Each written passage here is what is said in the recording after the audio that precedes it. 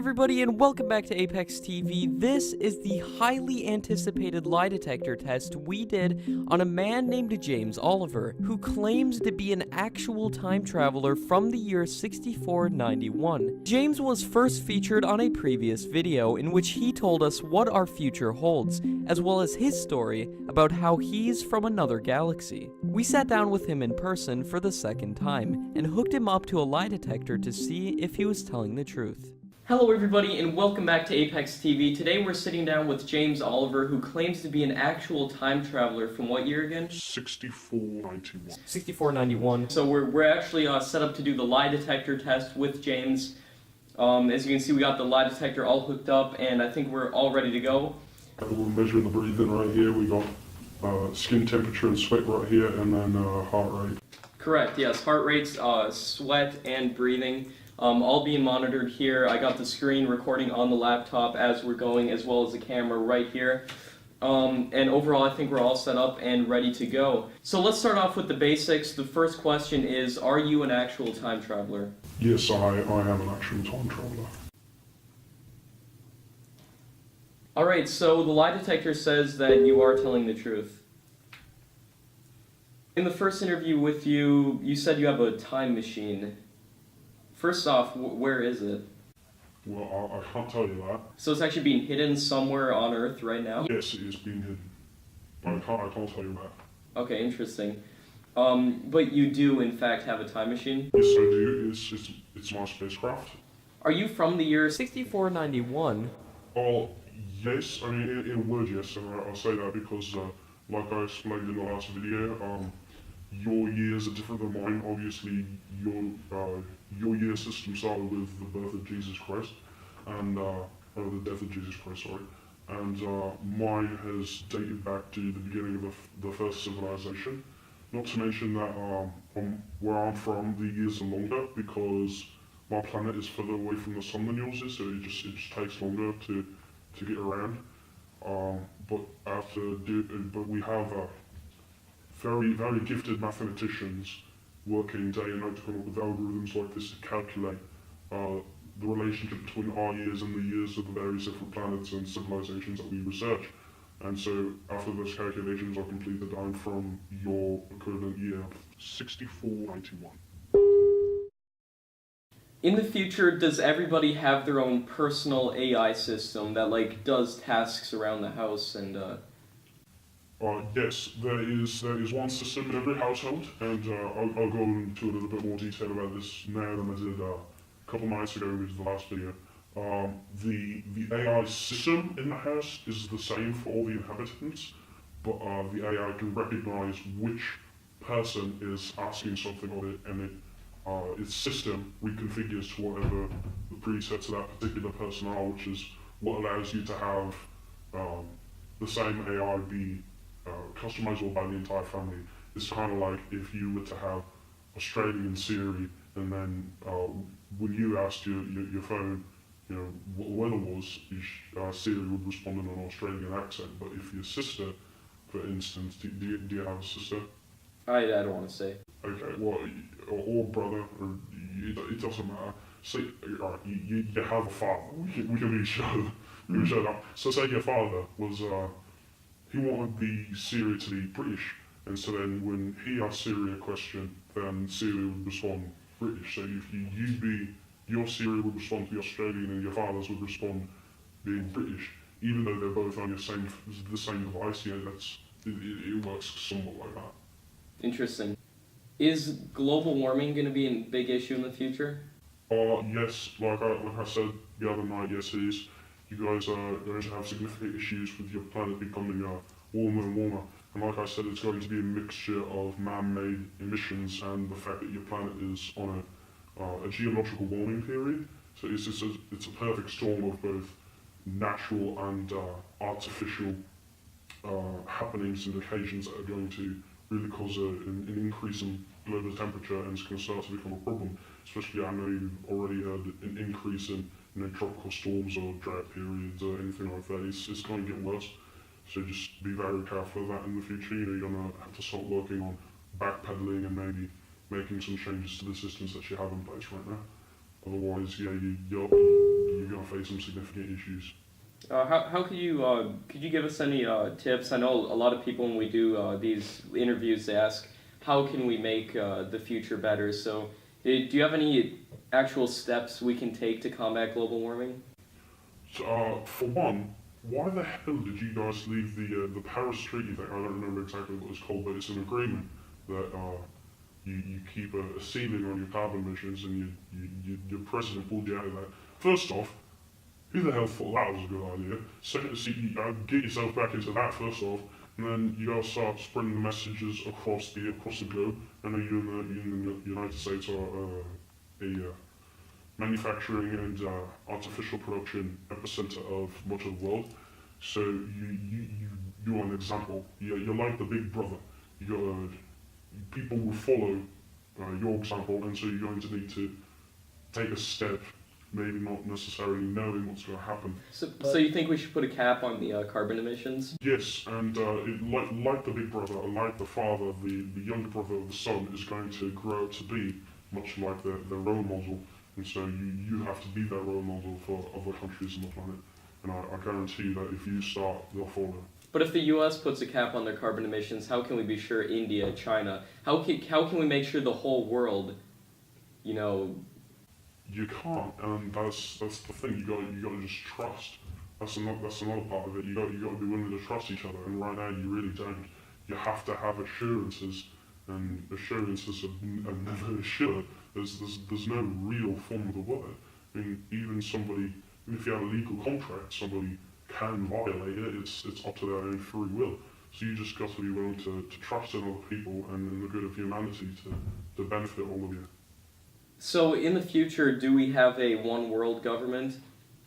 Yes, it's sort of similar to what you have now in the United Nations. It's not a full government, like each country still has some independent control. It's much more like what you have now between your federal government and your states, except a weaker federal government. So the whole of the world is going to be controlled by elected officials from each nation, and there's sort of a council, and they're going to decide what's best for the planet as a whole. But as for governing the individual countries, most of the decisions are still up to the countries themselves. And I know I talked about that last night. Is the way the whole galaxies run. So all of Federation's based in multiple galaxies and whatnot. There's a galactic government, then there's a world government, and then however the world decides to divvy up the rest of the power is up to them. But yes, it's the Federation first, and then the world government second. Okay, so how big is this Federation? Can you give us kind of a scale?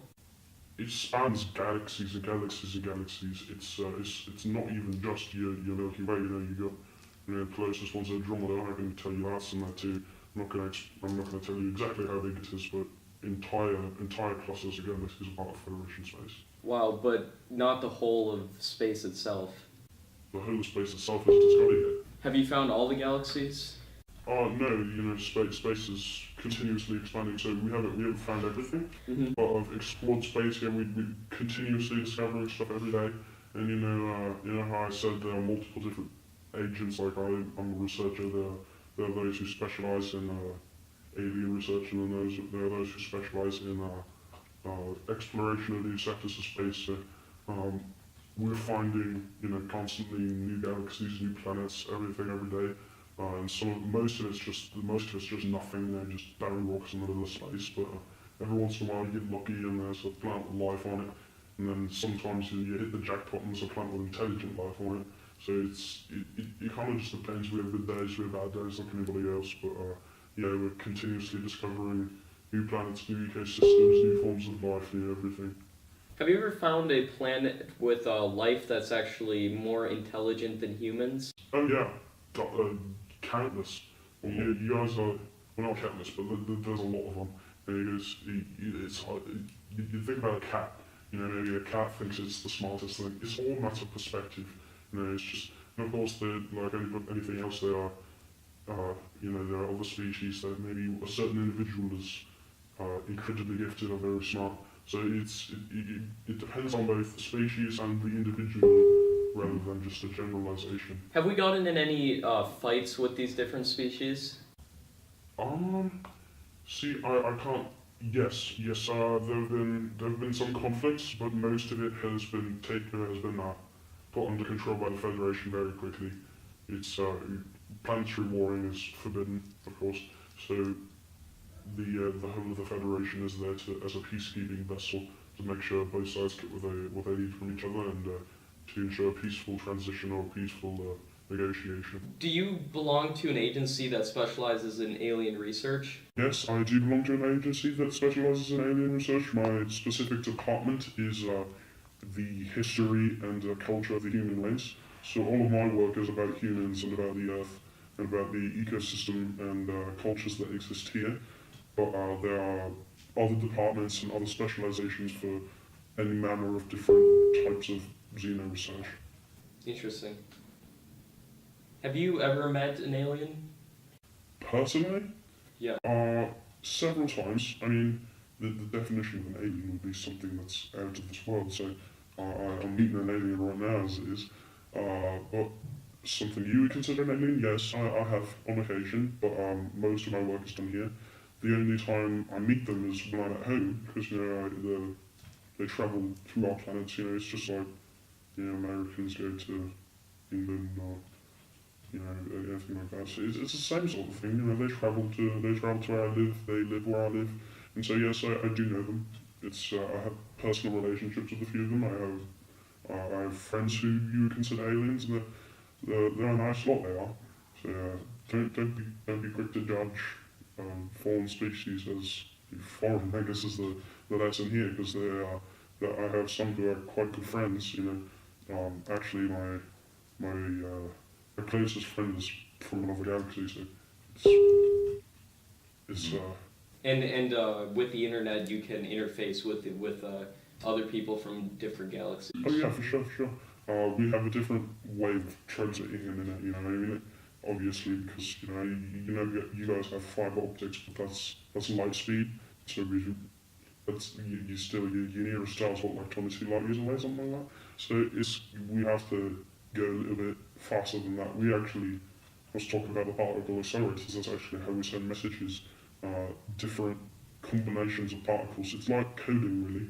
Your coding language is you have a transmitter on top of a citadel tower on every planet, and they send specific particles launched from an excessively large particle accelerator. They're accelerated over miles and miles of tubing, and they come out to at least 50 or 60 times the speed of light will be the large files with the slow ones, and then those are intersected by the other planet's citadel towers, and then the communications tower, and then the communications is processed at the communications tower and then distributed as needed to the different locations. It's like mail.